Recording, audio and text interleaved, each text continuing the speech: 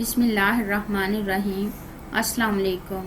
حضرت ابو ہریرہ رضی اللہ تعالیٰ عنہ سے روایت ہے کہ رسول اللہ صلی اللہ علیہ وآلہ وسلم نے فرمایا کہ سفید بال نہ توڑو، اس لیے کہ وہ قیامت کے دن نور ہوگا، اور جس مسلمان کے بال سفید ہو گئے اس کے لیے اس کے بدلے ایک نیکی لکھی جائے گی اور گناہ کم کر دیا جائے گا۔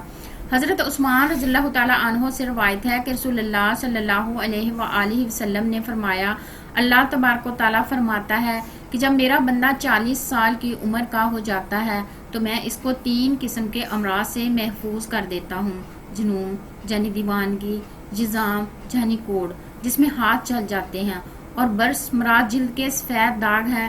مطلب یہ ہے کہ 40 سال کے بعد ان امراض کا مقام بہت کم ہو جاتا ہے، اور جب میرا بندہ 50 سال کی عمر کا ہو جاتا ہے تو اس سے حساب یسیر یعنی آسان حساب کروں گا۔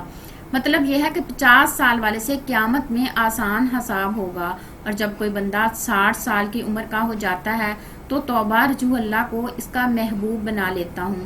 مطلب یہ ہے کہ 60 سال کی عمر کے بعد توبہ سے محبت ہو جاتی ہے اور اللہ تبارک و تعالیٰ کی طرف رجوع ہونے کی توفیق عطا ہوتی ہے، اور جب کسی کی عمر 70 سال سے زیادہ ہو جاتی ہے تو فرشتے اس سے محبت کرتے ہیں، اور جب کوئی 80 برس کا ہو جاتا ہے تو اس کی نیکیاں لکھی جاتی ہیں اور گناہ نظر انداز کیے جاتے ہیں، اور جب کوئی 90 سال کا ہو جاتا ہے تو فرشتے کہتے ہیں اللہ کا قیدی ہے، اللہ کی زمین میں اس کے پہلے اور پچھلے گناہ بخش دیے جاتے ہیں۔ مطلب یہ ہے کہ اللہ تبارک و تعالیٰ نے اس کی روح کو جسم کے قید خانے میں قید کر رکھا ہے، مدت پوری ہو چکی ہے، حکم کا انتظار ہے، اور جب کوئی بندہ ارذل عمر کو پہنچ جاتا ہے تو اللہ تبارک و تعالیٰ اس کے نامہ اعمال میں اس کی تندرستی اور صحت کے زمانے کے مثل اعمال لکھتا رہتا ہے۔ اگر اس بندے سے کوئی برائی ہو جاتی ہے تو برائی اس کے نامہ اعمال میں نہیں لکھی جاتی۔ ارذل عمر سے مراد وہ عمر ہے جس میں انسان کے ہوش و حواس بجا نہیں رہتے اور بہکی بہکی باتیں کرنے لگتا ہے۔ یحییٰ بن سعید سے روایت ہے کہ انہوں نے حضرت سعید بن مسیب کو یہ فرماتے ہوئے سنا کہ ہم ان کے حضرت ابراہیم علیہ السلام جو رحمان کے دوست تھے سب سے پہلے انسان ہیں جنہوں نے اپنی مونچھیں کتری، اور وہ سب سے پہلے انسان ہیں جنہوں نے بڑھاپا یعنی سفید بال دیکھا۔ چنانچہ انہوں نے جب سب سے پہلے اپنے بالوں میں سفیدی کو دیکھا تو عرض کیا، میرے پروردگار یہ کیا ہے؟ پروردگار کا جواب آیا کہ ابراہیم علیہ السلام یہ وقار ہے، یعنی یہ اس بڑھاپے کی علامت ہے جو علم و دانش میں اضافے کا باعث اور عزت و وقار کا ذریعہ ہے، اور اس کی وجہ سے لہو لعب کی مشغولیت اور گناہوں کے ارتکاب سے باز رہتا ہے۔ حضرت ابراہیم علیہ السلام نے عرض کیا کہ اے میرے پروردگار، یہ تو تیری بڑی نعمت ہے، لہٰذا میرے وقار میں اضافہ فرما۔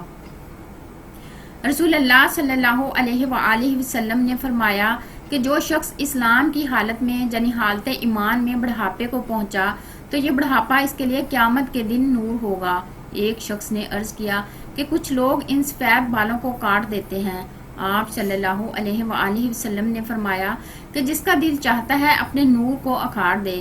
حضرت جابر رضی اللہ تعالیٰ عنہ فرماتے ہیں کہ رسول اللہ صلی اللہ علیہ وآلہ وسلم نے ارشاد فرمایا کہ میرے دوست جبرائیل علیہ السلام ابھی میرے پاس سے گئے ہیں، وہ کہتے ہیں قسم ہے اس ذات کی جس نے آپ کو حق کے ساتھ بھیجا ہے، اللہ تبارک و تعالیٰ کے بندوں میں سے ایک بندے نے 500 سال تک ایک پہاڑ کی چوٹی پر عبادت کی۔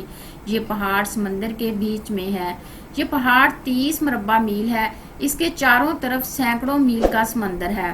اللہ تبارک و تعالیٰ نے اس عبادت گزار کے لیے اس پہاڑ میں میٹھے پانی کا چشمہ جاری کر دیا جس کی دھار انگلی کے برابر موٹی ہے، اور ایک طرف انار کو اس پہاڑ کی جڑوں میں لگا دیا گیا ہے جس میں ہر روز ایک انار تیار ہوتا تھا۔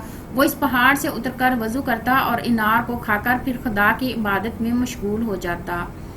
جب اس عابد کی وفات کا وقت قریب آیا تو اس نے عرض کیا، یا اللہ میری روح سجدے کی حالت میں قبض ہو اور میرے جسم کو محفوظ رکھا جائے اور مجھے قیامت کے دن سجدے کی حالت میں اٹھایا جائے۔ اللہ تبارک و تعالیٰ نے اس کے ساتھ ایسا ہی کیا، چنانچہ ہم آسمان سے اترتے چڑھتے اس کو اسی حالت میں دیکھتے۔ قیامت کے دن اللہ تبارک و تعالیٰ کے سامنے یہ بندہ جب حاضر کیا جائے گا تو حق تعالیٰ شانہ ارشاد فرمائیں گے، میرے بندے میری رحمت سے جنت میں داخل ہو جا۔